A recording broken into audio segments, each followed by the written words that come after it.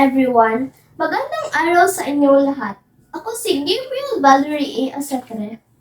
At ako naman ang kanyang nanay, si Nanay Mai. Maraming salamat sa iyong pakikinig sa aming podcast. Ngayon, simple lang ang pag-uusapan namin. Parang normal lang uusapan sa bahay. Para lang kami dito nagkikwentuhan. Ang topic namin ngayon ay tungkol sa galit. Kasi naman, lahat ng tao nagagalit minsan, di ba? Oo, normal lang anak ng magalit.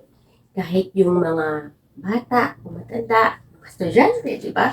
Or kahit yung mga profesional na, kahit yung mga tambay lang sa labas, o kahit nga yung mga tao sa simbahan, nagagalit din. Kasi, part yun ng emotion natin, anak. It's normal na magalit. Ako nga po, minsan mabilis magalit. Halimbawa, kapag may nang aasar sa school, Talaga? Ano ginagawa mo kapag nagagalit ka? minsan gusto ko talagang sumagot agad. Ganyan talaga minsan. Kapag galit tayo, parang gusto natin magsalita. Kasi emotion natin yun eh. Gusto natin agad makapagsalita. Gusto natin agad sagutin. Kahit hindi pa tayo nakakapag-isip. Oo nga po. Pero, pagkatapos minsan, parang nagsisisi ako. Kaya mahalagang kumalma muna bago tayo magsalita. Kasi anak, nasa huli ang pagsisisi. Nanay, paano po ba kumalma kapag nagalit ka na?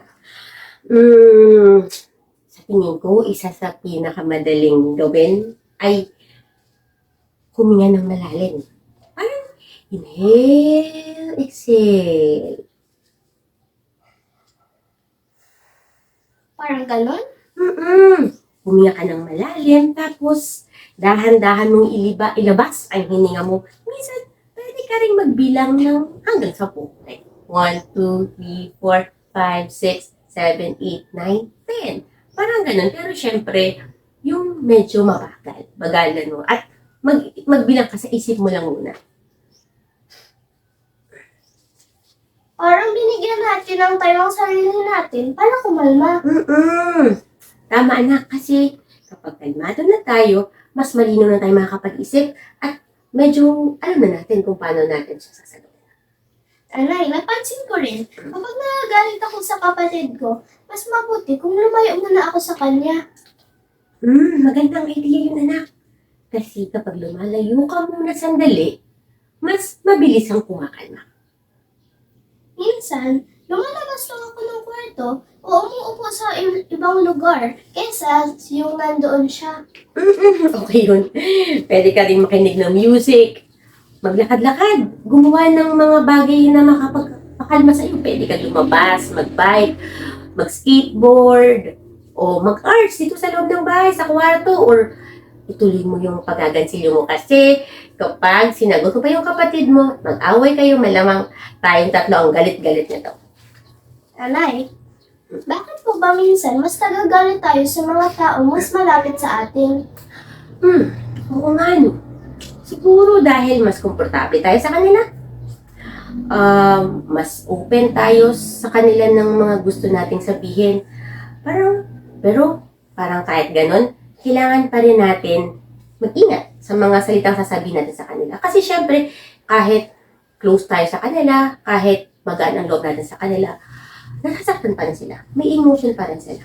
Kasi kapag may nasabi tayong masakit, mahirap na bawiin. Tama! Kaya mahalaga mag-isip muna bago magsalita. Kasi once na masabi mo, sabi mo nga yun, mahirap nang bawiin. Pwede na kayong magkalamat kahit gaano pa kayo close. At sa sinasabi nga, ang pagsisisi ay laging nasa huli. Nanay, minsan po ba kayo nagagalit sa amin? Syempre naman. Pero sinisikap mo kumulma muna bago magsalita kasi mahirap na rin madungisan yung emotions nyo or makapagsabi ako ng masama sa inyo. Oo. Syempre may effect yun sa inyo. Tsaka diba, nagpipray nga kayo na, Jesus, sana po hindi magalit sa amin si nanay. Oo nga po.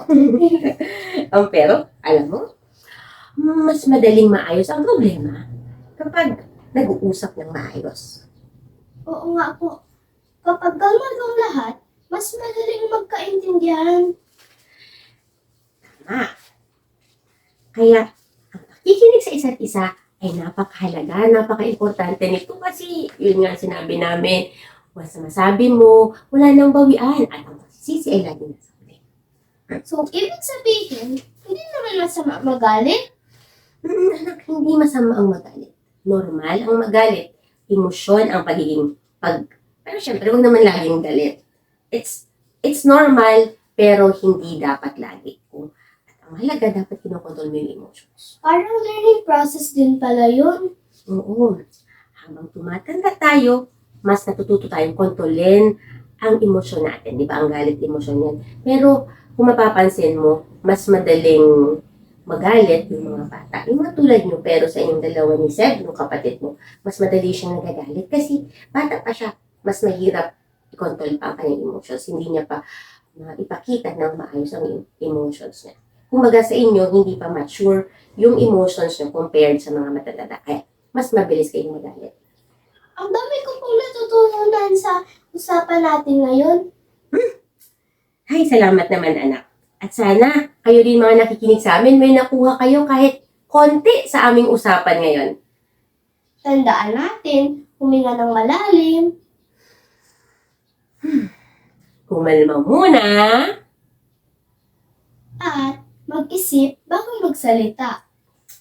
At huwag kalimutan, makinig muna at unawain ang sitwasyon ng ibang tao o ang sinasabi ng ibang tao bago tayo sumagot. Maraming salamat sa pakikinig sa aming simpleng usapan. Hanggang sa muli! Paalam! Salamat! Paalam!